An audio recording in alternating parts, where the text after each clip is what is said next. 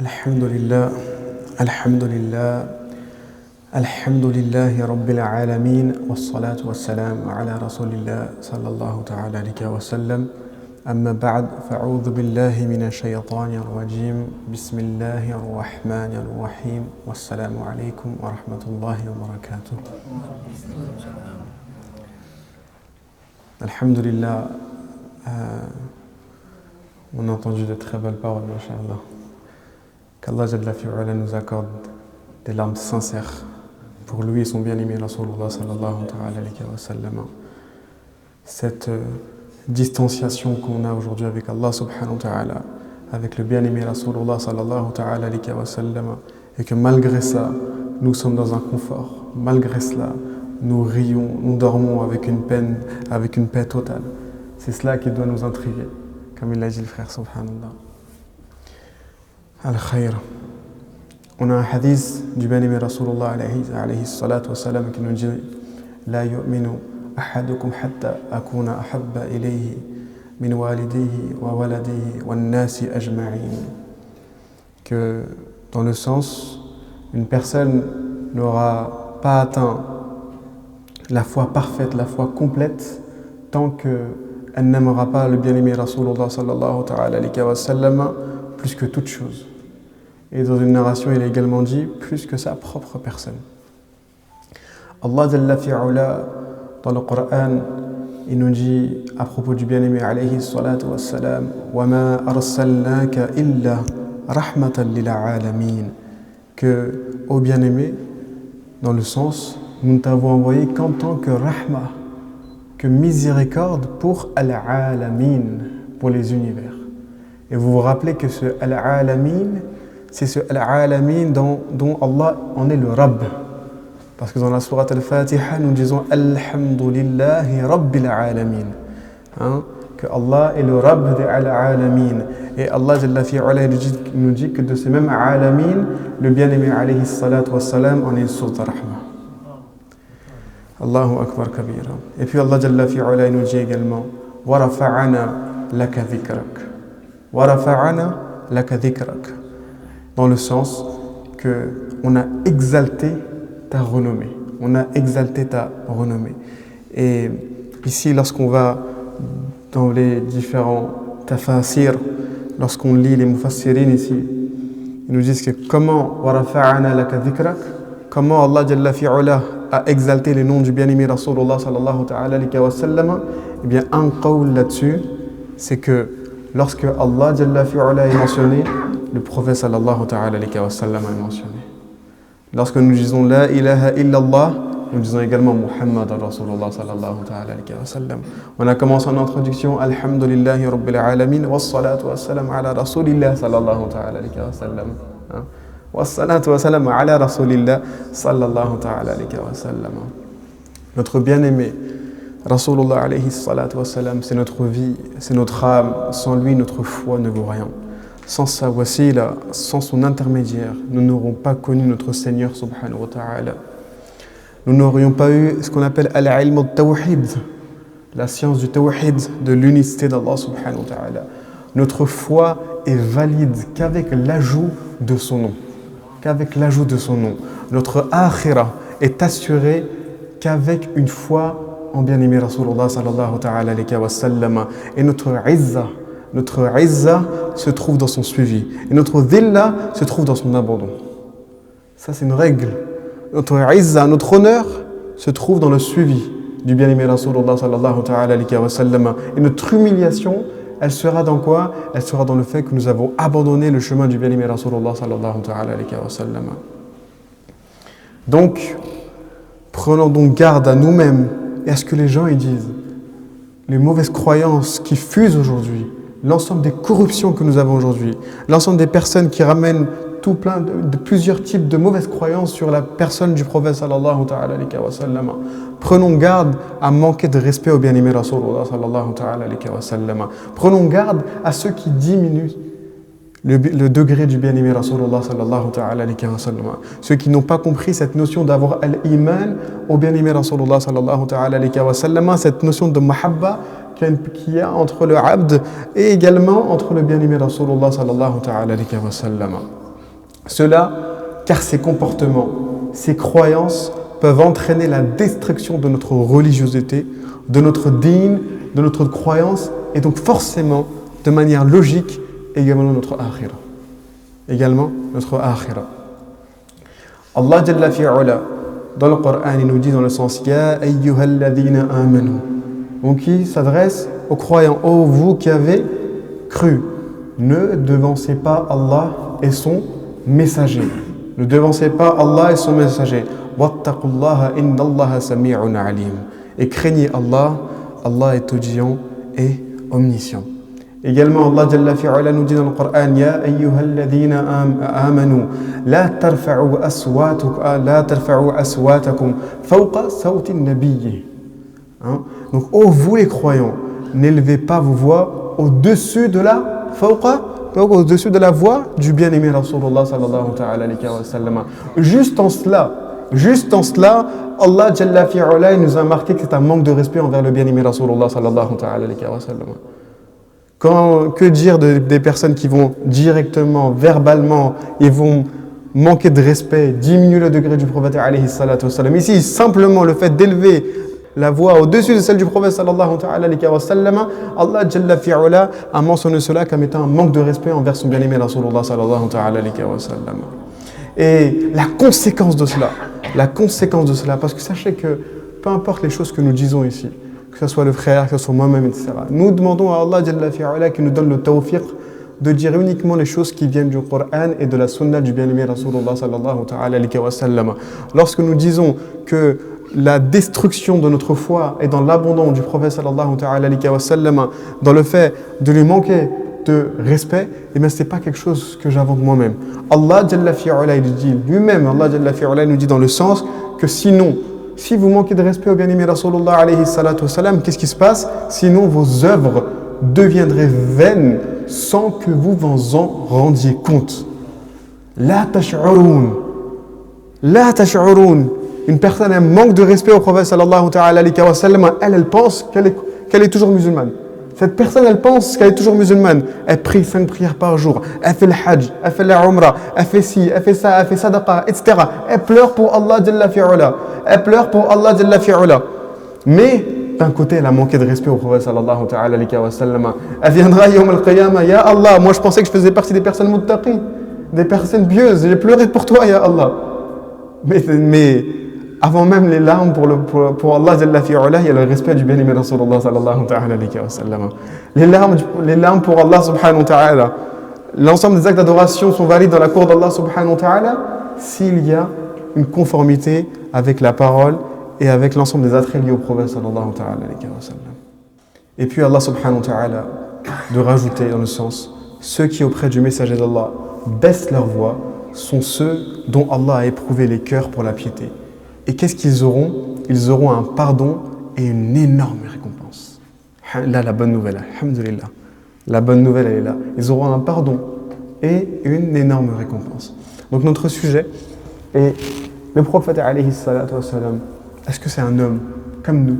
Comme aujourd'hui nous entendons souvent des gens dire le prophète alayhi salatu wa salam, c'est une personne comme vous et moi. Donc, encore une fois, c'est un sujet qui est important dans ce temps, dans cette ère qui est remplie de fitan. Et pour cela, dans un premier temps, nous verrons notre croyance concernant le messager d'Allah sallallahu alayhi wa sallam et également quelques points rapides de réfutation, incha'Allah. Notre croyance, la croyance d'Ahl Sunnah wal Jama'a, est que Rasulullah alayhi salatu wa salam est le dernier des prophètes et messagers. Et il est la meilleure des créatures. Si nous étions emmenés à rassembler d'un côté l'ensemble des prophètes, l'ensemble des sahaba radiyallahu ta'ala anhum, l'ensemble des salafus salihin, l'ensemble des awliya Allah, et d'un autre côté le bien-aimé Rasulullah sallallahu ta'ala alayhi wa sallam, eh bien certes, le bien-aimé Rasulullah sallallahu ta'ala alayhi wa sallam posséderait tout de même et possède tout de même un degré plus élevé auprès d'Allah subhanahu wa ta'ala. Et le prophète alayhi salatu wa salam de dire dans le sens je serai le maître des gens le jour de la résurrection. Je serai le maître des gens le jour de la résurrection.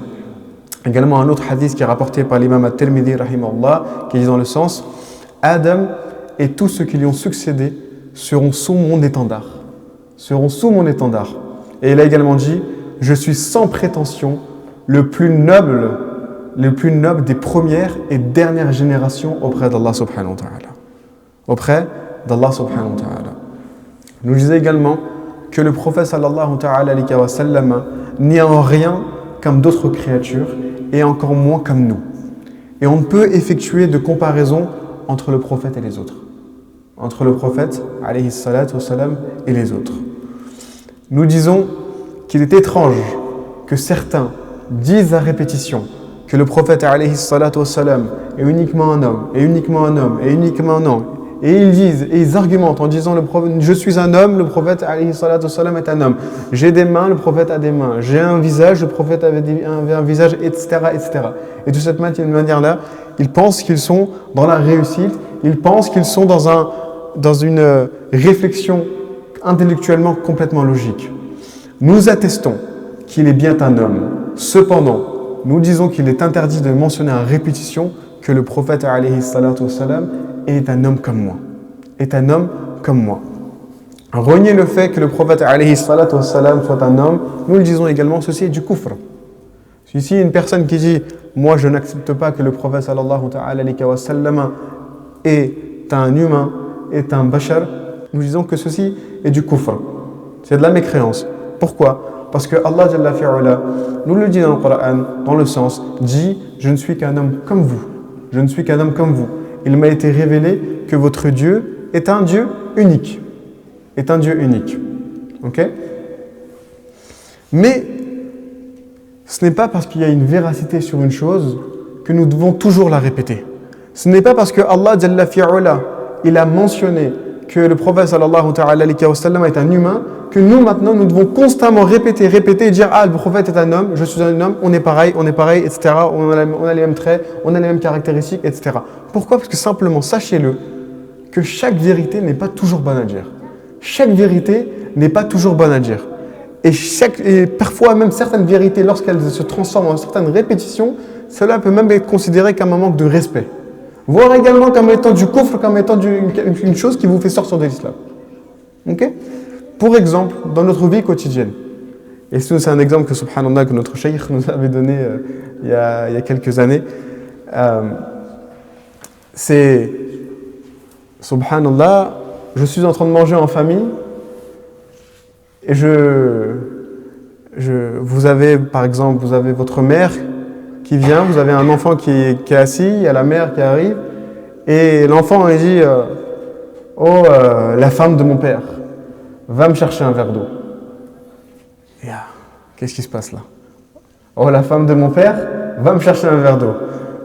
Nous connaissant beaucoup de personnes, très probablement, on va dire à l'enfant en question que c'est un manque de respect de parler ainsi. Mais cette personne, elle pourra rétorquer cet enfant. Mais, oh père, pourquoi tu me rétorques là-dessus ? Est-ce que c'est pas vraiment ta femme ?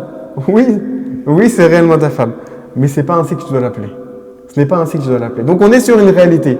Mais le fait que cet enfant ait dit ça de cette manière-là, et en plus il continue de le répéter, même après correction, on devient un manque de respect. Un manque de respect envers sa propre mère. Et il en est de la même logique lorsqu'une personne ne cesse de répéter que le prophète alayhi salatu salam est un homme, et il est seulement comme nous, il a des mains, il mange, il boit, etc. Ok, est-ce que vous avez compris ? C'est clair là-dessus ? Et donc, nous disons que le prophète alayhi salatu wa salam, bien évidemment, que c'est prouvé dans le Coran que c'est un humain, mais qu'il est aussi un nour, une lumière. Que le prophète alayhi salatu wa salam est une lumière. Et que dans cela, il n'y a aucune contradiction dans l'affirmation d'une caractéristique humaine et lumineuse à la fois pour le bien-aimé Rasulullah sallallahu alayhi wa sallam. Et de manière un petit peu logique. Donc c'est quelque chose qui est acceptable logiquement parlant, mais également par le naqal, donc par les différentes traditions qu'on a dans le Coran de la sunna du bien-aimé Rasulullah sallallahu alayhi wa sallam. N'est-ce pas les anges ? Les anges, ils sont créés à partir de quoi ? Allez-y un peu plus fort que je vous entende bien. Les anges sont créés à partir de nour, n'est-ce pas ? Pourtant, lorsque parfois ils venaient rencontrer des prophètes, quelle enveloppe ils avaient ? Humaine. Et donc, est-ce qu'il y a une contradiction? Ils étaient bien Nour, mais ils venaient également voir les différents messagers sous un corps. Okay, donc ça, c'est simplement pour vous dire qu'il n'y a pas de contradiction là-dedans. Donc, sans forcément trop aller dans le détail, nous avons un verset dans le Coran dans lequel Allah Jalla fi'ala nous dit « Qad ja'akum min Allahi nurun wa kitabun mubin » Donc Allah Jalla fi'ala, il nous dit dans le sens « Une lumière est un livre explicite vous sont certes venus d'Allah subhanahu wa ta'ala ». Ici, on comprend que Al-Kitab, c'est Al-Qur'an. Al-Kitab, c'est Al-Qur'an. Et les ulama ici, comme l'imam Ibn Jarir al-Tabari, rahimahullah ta'ala, parmi ceux qui essayent un petit peu de se renseigner sur la science du tafsir, vous allez voir le martaba, le degré de l'imam al-Tabari, rahimahullah ta'ala, dans la science du tafsir, et également des gens comme l'imam Qadi Iyad, rahimahullah ta'ala, on mentionne cela, que ici, Al-Kitab, c'est quoi? C'est Al-Qur'an, et An-Nur, c'est le bien-aimé Rasulullah, sallallahu ta'ala alayhi wa sallam. An-Nur, c'est le bien-aimé Rasulullah, sallallahu ta'ala alayhi wa sallam. Et puis, dans un autre verset, dans la sourate 33, verset 45-46, dans le sens, Allah Jalla fi'ala, il nous dit dans le sens, ô prophète, nous t'avons envoyé pour être témoin, annonciateur, avertisseur, appelant donc les gens à Allah par sa permission et comme une lampe éclairante. Comme une lampe éclairante. Et cette lampe éclairante, ça fait référence à quoi? À la lumière du bien-aimé Rasulullah sallallahu alayhi wa sallam. Et sachez juste que il a été toujours dans l'habitude de Iblis et puis des hypocrites, des munafiq, de considérer les prophètes comme étant simplement des humains parmi des humains. Comme étant simplement des humains parmi les humains. Et Allah subhanahu wa ta'ala nous le dit dans le sens, il nous dit, et nous vous avons créé, puis nous vous avons donné une forme. Ensuite, nous avons dit aux anges, prosternez-vous devant Adam. Ils se prosternèrent à l'exception d'Iblis, qui ne fut point de ceux qui se prosternèrent. Allah Jalla fi'ala dit, dans le sens, qu'est-ce qui t'a empêché de te prosterner quand je te l'ai recommandé, quand je te l'ai commandé? Et il répondit, je suis meilleur que lui, tu m'as créé de feu, alors que tu l'as créé simplement d'argile. Alors que tu l'as créé simplement d'argile. Également, Allah Jalla fi'ala nous dit dans la sourate 36, verset 15, dans le sens, mais ils, les gens, donc ils dirent, vous n'êtes que des hommes comme nous. Lorsque les prophètes et les messagers venaient, eh bien, les personnes qui rejetaient leur message disaient, mais vous êtes simplement des hommes comme nous. Vous êtes simplement des hommes comme nous. Et c'est malheureux aujourd'hui d'entendre certaines personnes répéter ce même discours-là. Concernant le bien-aimé Rasulullah sallallahu ta'ala alayhi wa sallam. Et donc, il est étrange de voir que des gens considèrent le prophète comme étant simplement un humain et donc répètent cela sans cesse. Alors que lorsque on regarde Allah Jalla fi'ala, Rabbul Alamin, qui est Al-Khaliq, notre créateur, Ar-Rabb, Allah Jalla fi'ala, comment il s'adresse au bien-aimé Rasulullah sallallahu ta'ala alayhi wa sallam, Ya ayyuhal mudaththir, Ya ayyuhal mudaththir, Ya ayyuhal muzammil, ou Ya ayyuhal rasoul, Ya ayyuhal rasoul, ô toi le revêtu d'un manteau dans le sens, ô toi l'enveloppé, ou Ya Rasulullah, ô messager d'Allah, ô messager. Donc Allah Jalla fi'ala, il mentionne son bien-aimé Rasulullah sallallahu ta'ala alayhi wa sallam avec une considération importante, avec un respect important. Comment nous, simplement, nous pouvons dire que le prophète alayhi salatu wa salam est une personne comme vous et moi? Est-ce qu'il n'y aurait pas une erreur là-dedans? Est-ce que logiquement parlant, il n'y a pas quelque chose, il n'y a pas deux cloches qui disent attention, il y a des alertes rouges? Et encore une fois, dans ce que je vous disais, dans la règle que je vous ai donnée, chaque répétition n'est pas forcément bonne à dire. Et que parfois je vous disais que ça peut être donc du haram et également du kufr. Par exemple, Adam alayhi salam, Allah Jalla fi'ala, il nous dit dans le Coran, dans le sens, c'est tel que parfois que se traduit, que concernant Adam alayhi salam, qui dit que nous avons été parmi les perdants. Nous avons été parmi les perdants. Yunus alayhi salam, il dit j'ai été parmi les injustes. J'ai été parmi les injustes. Et Moussa alayhi salam, il dit wa ana min ad-dallin. Et je suis parmi les personnes qui se sont en fait peut-être parties du bon chemin. C'est une traduction qu'on pourrait avoir. Mais est-ce que nous pouvons dire que le prophète Moussa alayhi salam fait partie des égarés? Est-ce que nous pouvons dire que Yunus alayhi salam, c'était une personne injuste? Est-ce que nous pouvons dire que Adam alayhi salam, il fait partie des perdants, il est parmi les gens qui sont dans la perdition? Non, nous ne pouvons pas dire cela. On est d'accord. Pourtant, c'est marqué dans le Coran. Pourtant, c'est mentionné dans le Coran. Donc, ce sont des choses que, par contre, nous ne pouvons pas dire. Allah Jalla fi'ala nous le dit, et il y a des contextes spécifiques, il y a un sens spécifique à avoir là-dessus. Ok? Donc, quelques points à voir là-dessus, Inch'Allah. Donc, nous avons vu la possibilité de la coexistence d'une enveloppe corporelle et d'être également une lumière, an-nur. Nous comprenons que cela ne crée pas d'opposition. Et que lorsque parfois il y a des gens ils pensent qu'il y a une opposition, c'est seulement dû à une mal interprétation, une mal compréhension sur ces sujets-là, malheureusement. Subhanallah. Et la question et la chose qu'il faut, les réflexions que nous pouvons avoir, c'est de se dire que si jamais vous vous dites, mais en fait, oui, mais peut-être que ces gens-là, ils ont raison. Le prophète alayhi salatu wa salam est également un humain, il est finalement comme nous, en fait, peut-être. Eh bien, on va aller dans cette argumentation, on va voir à quel point ce n'est pas cohérent. Et on va essayer de voir quelques points, Inch'Allah. Comparons quelques attraits, quelques attributs du prophète sallallahu ta'ala alayhi wa sallam. Concernant la science du bien-aimé Rasulullah sallallahu ta'ala alayhi wa sallam, avons-nous, nous, la même science que celle du bien-aimé Rasulullah sallallahu ta'ala alayhi wa sallam? Nous, notre science est limitée, ne serait-ce que sur les bases de notre religion. On ne les connaît pas. Ne serait-ce que ce qui se passe derrière ce mur. Derrière ce mur, on n'a pas forcément une science là-dessus. Alors que nous avons cette narration du prophète sallallahu ta'ala alayhi wa sallam qui nous dit « Fa'alimtu ma fis samawati wal ard » Et j'ai su chaque chose, j'ai eu la science de chaque chose, de ce qui est dans les cieux et dans la terre. De ce qui est dans les cieux et dans la terre. Nous, subhanallah, on ose dire que le prophète alayhi salatu wa sallam est comme nous, alors que même là, les bases de la science religieuse, on n'arrive pas à les avoir. Les petites choses de ce qui va se passer dans un instant même, on n'arrive pas à savoir. On est dans une incertitude totale.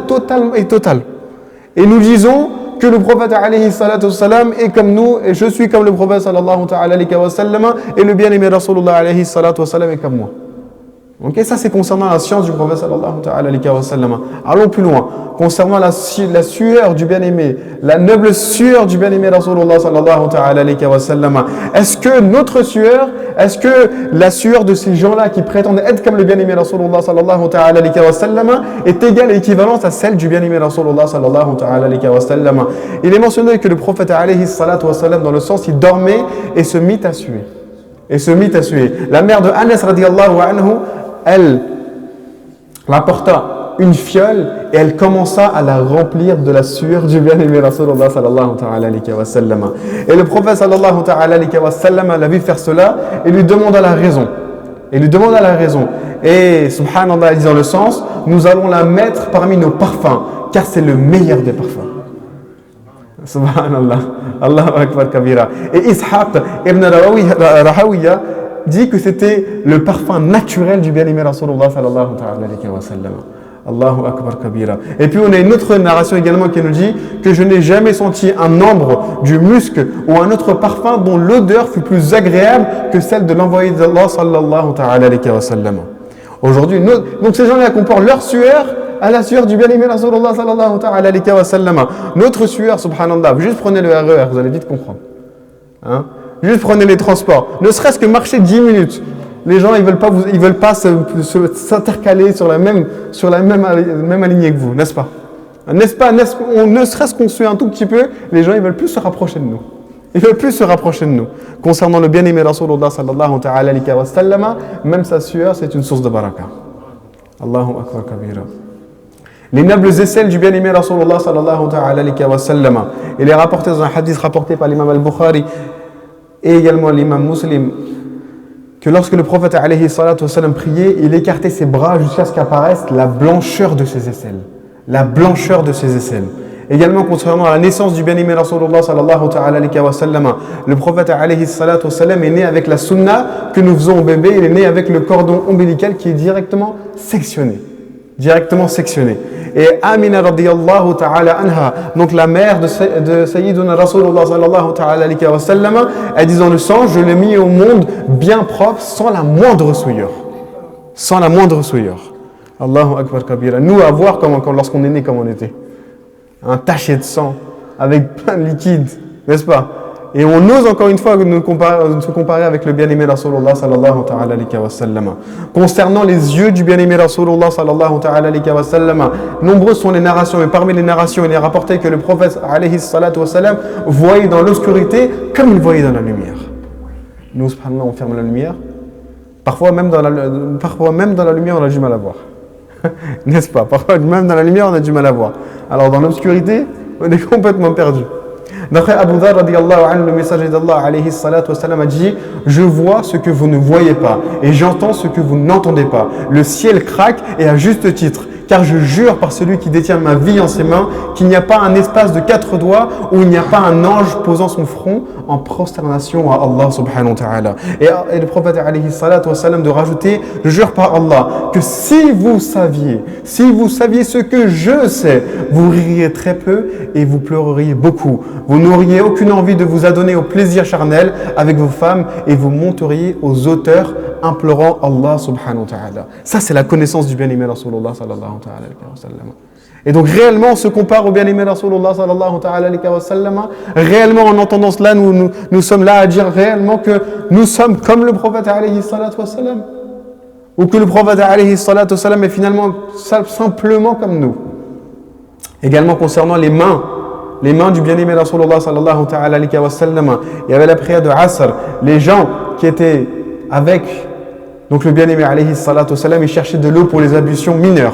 Le prophète sallallahu ta'ala alayhi wa sallam avait un récipient. Il a mis sa main dans le récipient, puis il ordonna aux gens de faire les ablutions. Anas radiyallahu ta'ala anhu, il dit que j'ai vu de l'eau jaillir entre les doigts du bien-aimé Rasulullah sallallahu ta'ala alayhi wa sallam. Et certains narrateurs ont dit qu'environ 300 personnes, ils ont pu faire les ablutions avec. La baraka, les mains du bien-aimé Rasulullah sallallahu. Toi tu as des mains, vous avez des mains. Le prophète alayhi salatu wassalam a des mains, mais en aucun cas il y a une similitude là-dedans. Que jamais dans nos têtes on dit: ah, mais finalement on est pareil. Est-ce que nous, qu'est-ce qu'on fait? Faites ce que vous voulez, passez vos 1000 ans à ouvrir vos doigts, à les fermer, il n'y a aucune eau qui va jaillir. Il n'y a aucune eau qui va jaillir. Peut-être de la transpiration. Peut-être de la transpiration. Notre capacité est celle du bien-aimé Rasulullah sallallahu ta'ala alayhi wa sallam. Al-Hassan rapporte: un homme est venu voir le prophète alayhi salatu wa sallam et l'informa qu'il avait enterré sa petite fille vivante. Le prophète sallallahu ta'ala alayhi wa sallam alla à l'endroit et dit: oh, une telle, réponds avec la permission d'Allah. La fille sort et dit: me voici à Rasulullah sallallahu ta'ala alayhi wa sallam. Et il lui dit: tes parents ont accepté l'islam, si tu veux je peux te rendre à eux. Elle a répondu: je n'ai plus besoin d'eux, j'ai trouvé Allah subhanahu wa ta'ala meilleur qu'eux. Donc c'est une fille qui est décédée. Le prophète sallallahu ta'ala alayhi wa sallam vient et lui dit: sors d'ici en fait, par la permission d'Allah subhanahu wa ta'ala.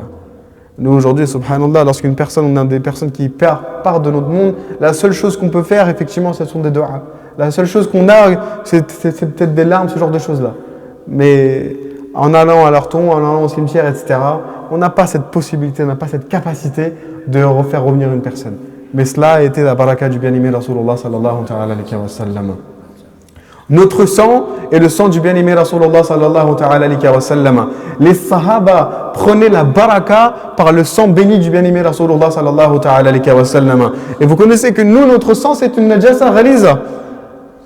C'est une najasa, c'est une impureté. Nous, subhanallah, notre sang, Allahu Akbar Kabira, s'il y a un équivalent d'une pièce d'un dirham, eh bien, subhanallah, on ne peut même pas réellement faire la prière. On doit effectuer notre prière. On doit de nous effectuer la prière. Et si le sang, il déplace cette pièce d'un dirham, eh bien, il devient haram pour nous de prier de cette manière-là. Hein? Juste une pièce d'un dirham, équivalent au supérieur. Najasa, ghaliza, notre sang. Mais concernant le sang du bien-aimé Rasulullah sallallahu ta'ala alayhi wa sallam, ça n'a jamais été qualifié comme étant une najasa. Puisque les sahaba radiyallahu ta'ala anhum, ils prenaient de la baraka directement du sang béni du bien-aimé Rasulullah sallallahu ta'ala alayhi wa sallam. Et certains, ils ont également rapporté que certains compagnons, ils ont même avalé le sang du bien-aimé Rasulullah sallallahu ta'ala alayhi wa sallam. Et subhanallah. Et le prophète alayhi salatu wa sallam, lorsqu'il a entendu cela, il n'a rien dit, il a même approuvé cela. Subhanallah. Ok. Et également, si on se compare juste 2 minutes, si on fait une réflexion rapide concernant nos mères à nous, donc les femmes du prophète sallallahu ta'ala alayhi wa sallam. Allah Jalla fi'ala nous dit dans le Coran que concernant les femmes du prophète, aux femmes du prophète, vous n'êtes comparables à aucune autre femme. Donc ça, c'est concernant uniquement les femmes du prophète. Qu'en est-il du prophète directement sallallahu ta'ala alayhi wa sallam? Nous, en réalité, on ne peut même pas se comparer aux femmes du prophète sallallahu ta'ala alayhi wa sallam. Qu'en est-il de se comparer directement à la mère des créatures, Rasulullah sallallahu ta'ala alayhi wa sallam? Ok? Est-ce que c'est clair là-dessus? Donc, faire attention à cela. Nous devons apprendre ces choses-là. Nous devons absolument apprendre ces petites bases-là et également les transmettre à nos générations qui suivent, Inch'Allah. Ok? Afin de ne pas tomber dans des extrêmes, de ne pas tomber dans des égarements, de vous préserver dans la voie de Ahl Sunnah wal Jama'a. Ok? Juste quelques points justement par rapport à cela, pour avoir votre propre préservation à vous-même déjà, à vous-même et également au niveau des enfants. Combien de personnes on a? Combien de personnes nous avons autour de nous qui très souvent nous disent, en fait, j'ai tel enfant, il a quitté la voie de Ahl Sunnah wal Jama'a. J'ai tel enfant, il a quitté, il dit, mais vos Galbi Sharif, qu'est-ce que c'est Galbi Sharif? Le prophète alayhi salatu wassalam, c'est Nour, c'est quoi? C'est de la bid'a, ça, c'est du shirk, tout ça. Hein? Vous faites des nashids, ce genre de choses-là, c'est de la bid'a, c'est du n'importe quoi. Combien de personnes? Hein? Des personnes qui sont dans la communauté pakistanaise, mauricienne, indienne, parmi les Arabes, en Afrique, etc. Combien ce genre de choses? Combien? On a ce genre de situation. Des personnes qui délaissent la voie de Ahl Sunnah wal Jama'a. Certaines personnes également, carrément, subhanallah, ils délaissent l'islam par rapport à cela. Ils délaissent l'islam par rapport à cela. Il est de notre devoir à minima d'apprendre la religion pour nous-mêmes et à minima de la donner à nos propres enfants, Inch'Allah. Et de leur expliquer que c'est quoi l'islam, c'est quoi Ahl Sunnah wal Jama'a et c'est quoi l'ensemble des preuves que nous avons là-dessus. Okay? Et donc parmi les petits points qu'on peut vous donner en 4 points, Inch'Allah, c'est donc apprenez vous-même ainsi qu'aux enfants, dans la première chose, les notions de adab, de respect à avoir envers le Coran et envers le bien-aimé Rasulullah sallallahu ta'ala alayhi wa sallam. Et envers le bien-aimé Rasulullah sallallahu ta'ala alayhi wa sallam. Ça, c'est l'un des premiers points. Puis, apprenez forcément la aqida, apprenez-leur la croyance de Ahl Sunnah wal Jama'a. La croyance traditionnelle, celle qui nous a été donnée depuis directement le bien-aimé Rasulullah sallallahu ta'ala alayhi wa sallam. Troisième point, étudier les miracles et également les shama'il, donc la description du bien-aimé Rasulullah sallallahu ta'ala alayhi wa sallam. Okay? Et là, par rapport à cela, on a 2 livres qui sont très intéressants. Parmi le premier livre, donc c'est Ash-Shifa de l'imam Qadi Iyad rahimallahu ta'ala. Ash-Shifa de l'imam Qadi Iyad rahimallahu ta'ala. Et on a également le livre de l'imam At-Tirmidhi rahimallahu ta'ala, Ash-Shama'il al-Mustafa sallallahu ta'ala alayhi wa sallam. Okay? Et enfin, 4e point qui est super important, soyez constamment dans les assises du paradis. Dans les assises du paradis. Sachez que cette chose-là, ça fait partie des assises du paradis. Hein? Donc constamment dans les assises de science. Constamment dans des assises de science et des sciences de Ahl Sunnah wal Jama'a. Ahl Sunnah wal Jama'a. Donc 4 points. Apprenez à vous-même, pour vous-même et aux enfants, la notion de adab, de respect pour le Coran et pour donc le bien-aimé Rasulullah sallallahu ta'ala alayhi wa sallam, apprendre la aqida de Ahl Sunnah wal Jama'a, étudier les miracles et les shama'il du bien-aimé Rasulullah sallallahu ta'ala alayhi wa sallam et être constamment dans les assises d'Ahl Sunnah wal Jama'a, dans les assises de science. Et Inch'Allah, avec ça, on pourrait espérer avoir une préservation de notre foi et de celle de nos enfants et de nos générations qui arrivent, Inch'Allah. Hein? Donc Allah Jalla fi'ala nous permette de mettre en pratique l'ensemble des sujets qu'on a pu voir et qu'on puisse le partager au maximum, Inch'Allah. Wa akhiru da'wana, alhamdulillahi rabbil alamin.